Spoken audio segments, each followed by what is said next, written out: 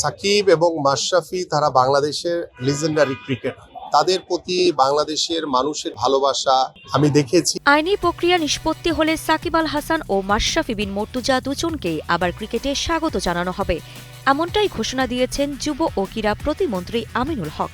বুধবার সাংবাদিকদের সঙ্গে আলাপকালে তিনি জানান, দেশের এই দুই কিংবদন্তি ক্রিকেটারের প্রতি মানুষের আবেগ ও ভালোবাসা তিনি নিজেও দেখেছেন। তবে তাদের বিরুদ্ধে থাকা মামলাগুলো রাষ্ট্রের বিষয় এবং সেগুলো আইন অনুযায়ী মোকাবেলা করতে হবে।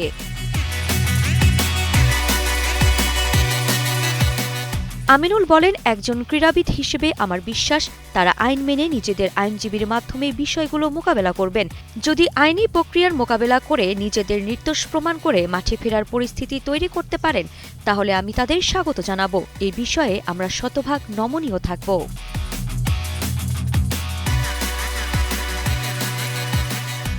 এছাড়া আগামী 11 মার্চ ঘরের মাঠে পাকিস্তানের বিপক্ষে শুরু হতে যাওয়া ওয়ানডে সিরিজে সাকিবকে দেখা যেতে পারে বলে আভাস মিলছে।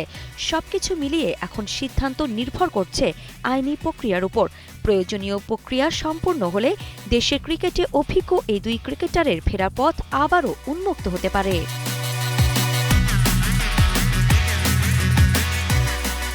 আরিফা জাহান, কালের কণ্ঠ স্পোর্টস।